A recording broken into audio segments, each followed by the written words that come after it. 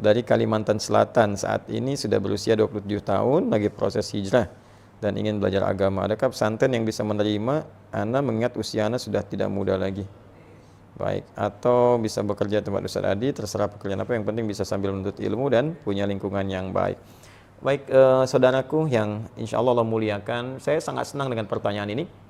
Ya, berbahagia bahwa ada kekuatan yang bisa Anda dapatkan, hidayah yang telah Allah tanamkan dalam diri Anda, kemudian untuk Anda mulai berubah. Itu anugerah Allah yang nggak semua orang bisa dapati itu. Ya, syukuri itu. Ya, Allah berfirman dalam Al-Quran surah ke-29 ayat ke-69. Ya, walladzina jahadu fina lanahdiyannahum subulana. Orang-orang yang mau berusaha merespon petunjuk dari kami. Jadi Allah sampaikan, saya berikan hidayah nih, saya beri petunjuk untuk berubah. Ya, kadang-kadang ada yang datang lewat pendengaran, kita tiba-tiba sedang duduk dengar azan, kok kenapa bisa dengar gitu? Ya, padahal orang lain nggak dengar, Anda dengar. Ya, tiba-tiba Anda lewat dari pekerjaan, datang hidayah lewat mata, terus lihat masjid, lihat orang sudah berangkat ke masjid. Padahal Anda biasa nggak lewat situ, tapi tiba-tiba lihat orang sholat. Nah, selama ini mungkin pernah terlambat. Itu hidayah. Kalau Anda mau respon itu, Anda mampir ke masjid atau Anda siap-siap untuk sholat, kata Allah, lanahdiyannahum subulana, kami akan tunjukkan jalan-jalan kebaikan yang lain. Ya, jalan untuk mendekat kepada Allah, jalan untuk rajin puasa, jalan untuk senang dengan Al-Quran, jalan mendapatkan rezeki yang halal, jalan mendapatkan rezeki yang cepat. Kalimatnya subul, jamak dari kata sabil. Jadi kalau satu Anda respon, maka yang lain kemudian Allah akan tunjukkan dengan cepat.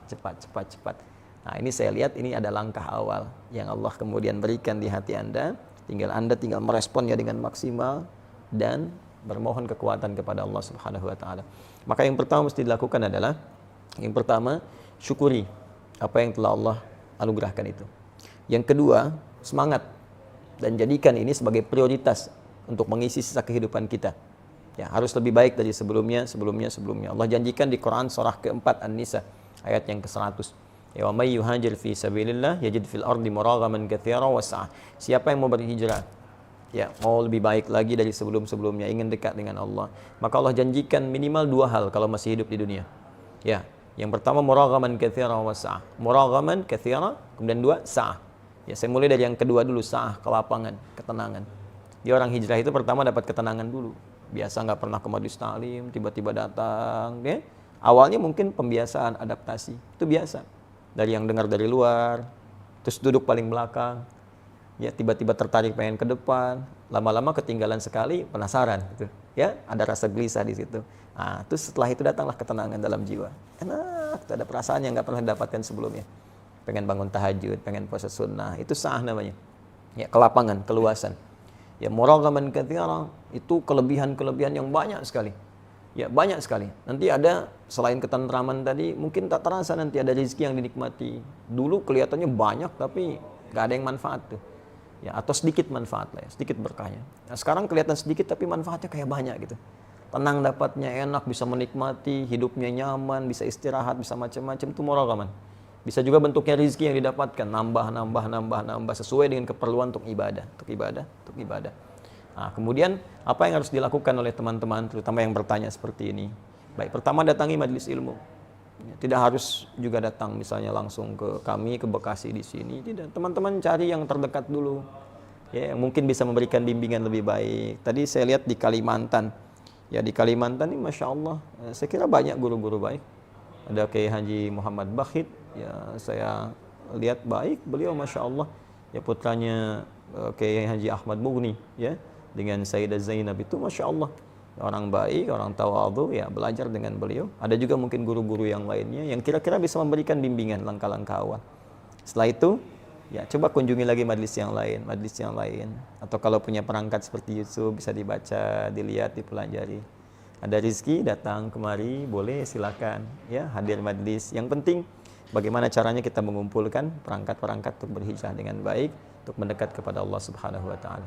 Ada berita gembira kata Allah. Teruskan ayat yang tadi, Quran surah 4 ayat ke-100. Wa may yakhruj min baitihi muhajiran ila Allah wa rasulih thumma yudrikul maut faqad waqa'a ajruhu 'ala Allah. Siapa yang kemudian berniat berikhtiar pengen berubah hijrah dan dia baru memulai ini, bahkan baru keluar rumah, tapi kemudian maut datang lebih cepat dari apa yang ia duga, sesuai ajal. Ajalnya memang sudah wafat, seketika harus wafat. Ya, cuman dia nggak duga seketika akan wafat karena sifatnya gaib. Kata Allah, faqad waqa'a ajruhu 'ala Allah. Pahalanya udah dituliskan oleh Allah. Kalau tobat dia diampuni, dan langkah pertamanya melahirkan amalan untuk dia. Dia berpeluang mendapatkan kebaikan terbesar dari Allah Subhanahu wa taala, bahkan mungkin surga dengan izin Allah Subhanahu wa taala. Bukankah Anda pernah dengar ada seseorang yang pernah membunuh 100 orang? Kemudian setelah itu dia bertobat. Bagaimana cara tobatnya? Dia istighfar, pergi ke majelis ilmu, di tengah jalan dia wafat walaupun belum sampai ke majelisnya. Dia wafat dalam keadaan tobat dan langkahnya dinilai sebagai langkah ibadah. Dakhalal jannah, surga jaminan baginya. Itulah yang melahirkan hadis Nabi di Ibnu Majah nomor hadis 233. Ya, kata Nabi dari riwayat sahabat Abu Darda radhiyallahu taala anhu, qala Rasulullah sallallahu alaihi wasallam, man salaka tariqan yaltamisu fihi ilma sahhalallahu lahu tariqan ilal jannah. Siapa yang menyiapkan dirinya, berusaha serius menempuh perjalanan ya untuk menuntut pengetahuan, tentunya yang mendekatkan diri kepada Allah, maka setiap langkahnya dihitung memudahkan dia ke surga, meringankan dia ke surga. Ya, wa innal malaikata la tadu ajnihataha ridan li talibil ilmi. Dan para malaikat membentangkan sayapnya memberikan ridha kepada penuntut ilmu. Ya, di antara ridhonya ya ampunan. Ya, permohonan ampun kepada Allah, permohonan ampun.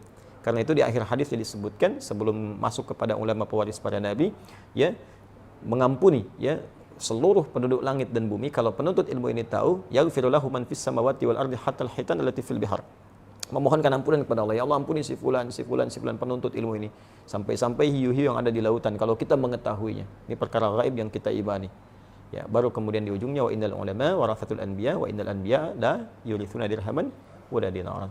Maka carilah para ulama-ulama yang baik di majelis-majelis ilmu itu karena mereka pewaris Nabi. Cari yang pewaris Nabi, bukan yang mohon maaf sekedar hadir, kadang-kadang terlalu banyak canda yang tidak memberikan manfaat atau yang lainnya, maka itu tidak memberikan nilai-nilai ketaatan kepada Allah yang maksimal. Saya kira itu. Wallahu taala a'lam bissawab. Assalamualaikum warahmatullahi wabarakatuh.